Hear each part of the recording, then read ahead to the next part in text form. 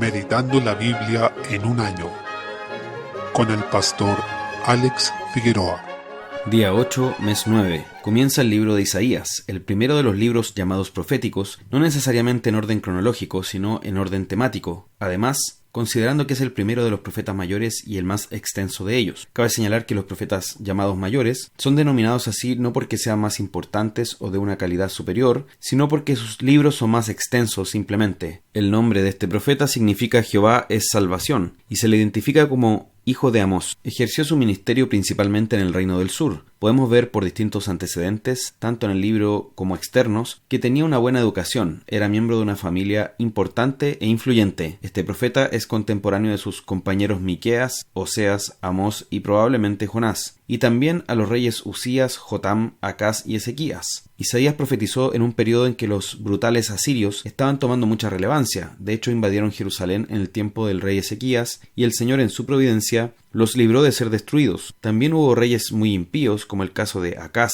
padre de Ezequías, uno de los peores reyes que tuvo Judá en un periodo de bastante agitación, quien pasó a sus hijos por fuego para sacrificarlos a dioses paganos, e incluso instaló ídolos en el templo de Dios. Por otro lado, el rey Usías quiso ofrecer incienso en el templo, y por esa razón fue herido por Dios con lepra, lo que le hizo dejar la vida pública para luego morir en aislamiento. En consecuencia, el tiempo en que vivió el profeta Isaías fue bastante convulsionado. El tema del libro es el juicio por el pecado y también la promesa de salvación y restauración de todas las cosas en el Mesías que había de venir. Por consiguiente, tenemos esta doble dimensión, por una parte de advertencia y exhortación y por otra parte promesas de gracia y salvación. Capítulo 1. Inicia con esta proclamación: Oíd cielos y escucha tú tierra, porque habla Jehová. En el versículo 2. ¡Qué gran forma de empezar un libro! La palabra del Señor llena e impacta toda la creación. No es solo al pueblo de Dios, sino que concierne todas las cosas. Se trata de una convocatoria de Dios a escuchar las acusaciones que tiene contra su pueblo. La primera acusación del Señor es que se han vuelto peores que las bestias, pues ellas conocen al amo al cual sirven, pero ellos como pueblo no conocen a su Señor ni entienden su voluntad, según el versículo 3. El Señor exhorta fuertemente a su pueblo porque lo abandonaron y lo han provocado a ira con su apostasía. Dice el versículo 4, provocaron a ira al Santo de Israel, se volvieron atrás. Proclama que esta tierra de Judá, que él les había dado como herencia, estaba llena de pecado, en los versículos 5 al 8, por lo cual el Señor les había disciplinado ya severamente, y tanto así, que si él no les hubiera sido misericordioso, habrían venido a ser como Sodoma y Gomorra por el juicio que merecían, como dice el versículo 9. Es decir, el Señor los podría haber castigado de esa manera, pero les dejó un remanente por pura misericordia. Pero la situación era trágica, porque la que estaba llamada a ser nación santa y luz de las naciones, se había vuelto como Sodoma y Gomorra, ciudades ícono del pecado y la perversión, y que por lo mismo se volvieron un escarmiento universal, símbolos del juicio de Dios contra el pecado. Desde el versículo 10, lo que dice este pasaje es tremendo porque el Señor está hastiado de los sacrificios que le ofrecen, llamándolos vana ofrenda en el versículo 13. Dice también que el incienso le es abominación,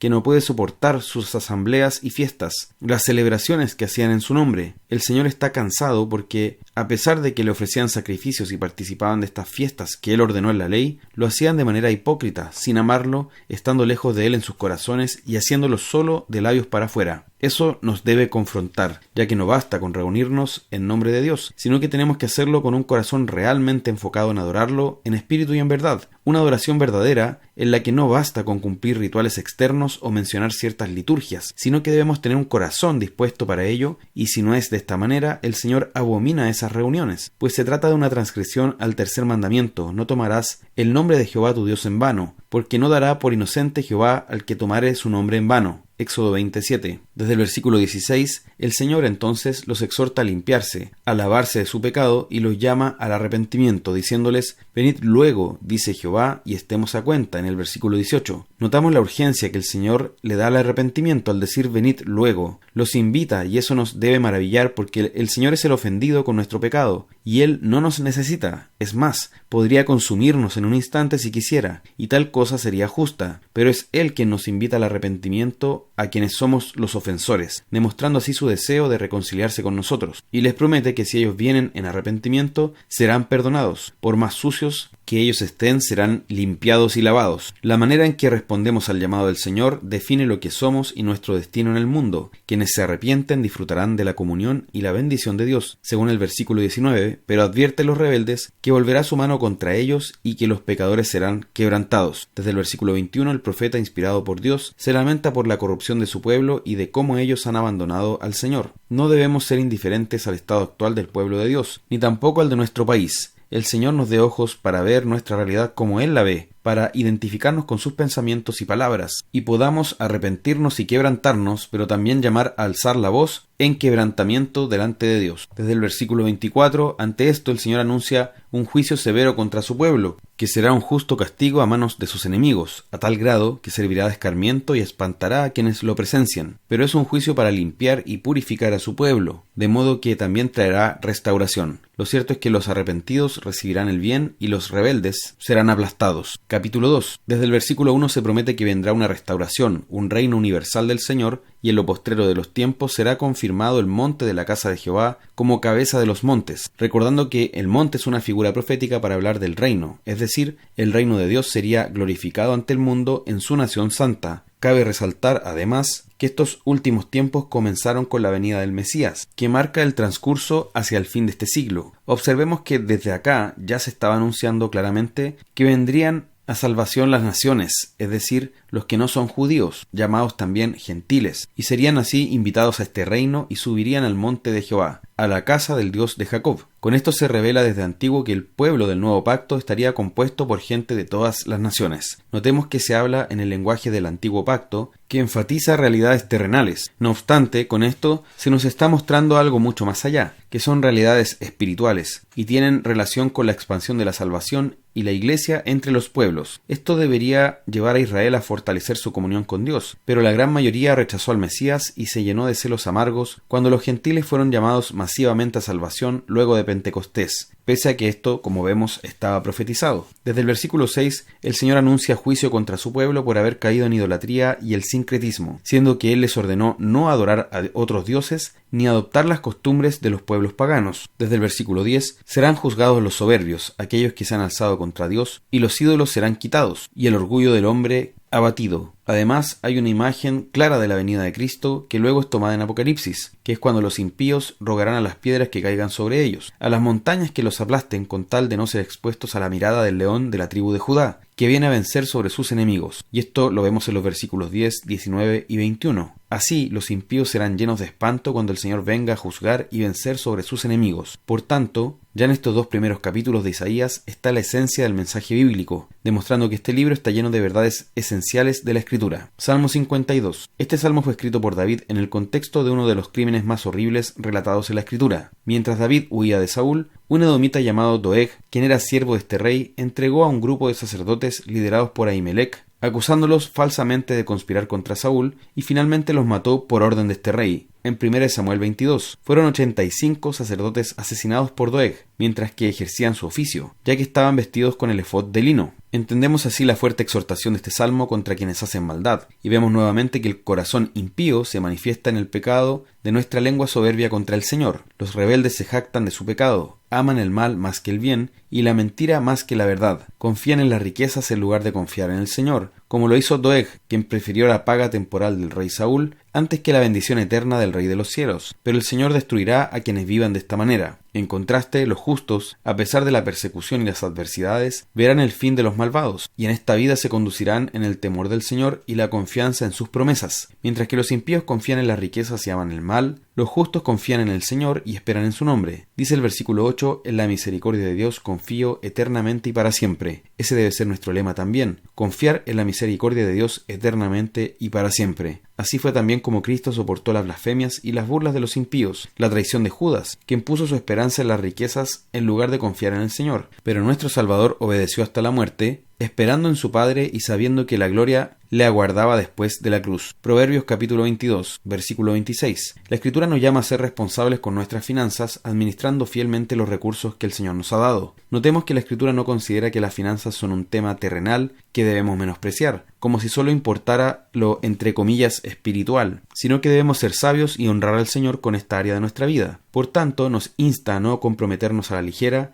a no salir fiadores de deudas, es decir, a evitar la esclavitud financiera. En el versículo 27 se previene contra el consumismo. Si no se tiene para pagar, entonces no se debe incurrir en deudas, ya que eso después tiene consecuencias negativas. Esto nos debe llamar a vivir, no según un nivel de vida que quisiéramos, sino en el que podemos financiar efectivamente. Esto implica estar contentos con lo que tenemos, huir del consumismo, la codicia, la avaricia y la ostentación. Debemos tener cuidado con estas cosas y ayudarnos unos a otros. Segunda de Corintios, capítulo 10. El apóstol Pablo sigue defendiendo su ministerio, que es uno de los propósitos de esta carta, dado que se encontraba bajo ataque y bajo cuestionamiento. Y a pesar de ser objeto de murmuración y menosprecio, se concentró en el ministerio que el Señor le entregó y en realizarlo de la manera en que el Señor le ordenó. Eso implica que aunque andamos en este cuerpo, no militamos según la carne, según dice el versículo 3. Pues nuestra lucha no es carnal, es decir, aunque Pablo vivía en este mundo, no andaba según la lógica terrenal, ni según la naturaleza de pecado que mora en nosotros, sino, como dice el versículo 4, las armas de nuestra milicia no son carnales, sino poderosas en Dios para la destrucción de fortalezas. Por consiguiente, son las armas de Dios las que debemos ocupar, porque ellas son las que tienen poder en Él, mientras que las armas carnales pueden tener apariencia de poder, pero terminan siendo ineficaces y produciendo gran ruina. Por el contrario, las armas que son poderosas en Dios pueden actuar derribando argumentos y toda altivez que se levanta contra el conocimiento de Dios. Versículo 5. ¿Y cuál es el objetivo de esto?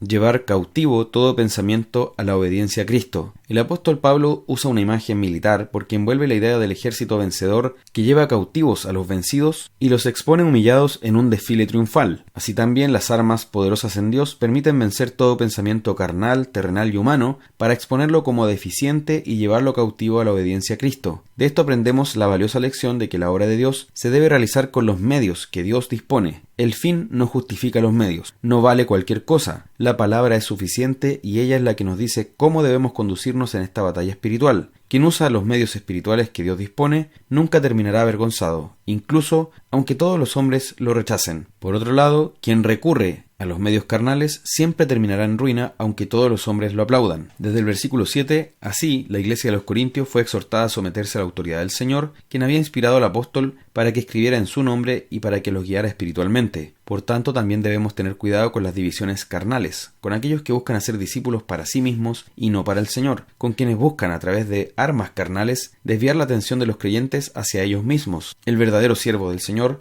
busca en todo momento llevar a los discípulos hacia Cristo, tal como lo hizo Juan el Bautista, aunque él mismo se quedó sin discípulos, porque nuestro propósito no es hacer discípulos para nosotros mismos, sino para Cristo. En esto, tal como hace aquí el apóstol Pablo, los pastores debemos tener humildad en el ministerio y considerar que se nos dio autoridad para edificación y no para destrucción de nuestros hermanos. Es decir, no se trata de golpearlos con la palabra para desmoralizarlos y que nos rindan una obediencia ciega, sino que debemos darles a conocer todo el consejo de Dios para que sean edificados espiritualmente y así puedan servir al Señor con sus vidas. Desde el versículo 15 se aprecia además que el objetivo de Pablo no era robar ovejas a otros, entre comillas, donde ya se hubiera predicado el Evangelio, sino predicar a Cristo ahí donde no se había conocido. Por esta razón vemos que no buscaba la gloria propia o la exaltación personal, sino claramente que el reino de Dios fuera extendido. Dice en el versículo 17, el que se gloría, gloríese en el Señor, citando al profeta Jeremías 9:24. Eso ciertamente nos debe llamar a no buscar el aplauso de los hombres, sino que la gloria sea toda para el Señor. Dice en el versículo 18, porque no es aprobado el que se alaba a sí mismo, sino aquel a quien Dios alaba. Es Él quien va a honrar a sus siervos. Incluso puede ser que ellos ni siquiera alcancen a ver esa honra, que mueran en deshonra y vergüenza. Pero es el Señor quien nos exaltará a su tiempo, y eso es un privilegio porque no la merecemos aunque dediquemos toda nuestra vida a servirle, sino que todo esto es por pura gracia. En consecuencia, seamos agradecidos de que el Señor nos tenga en cuenta, no solo para ser salvos, sino para servirle en su obra.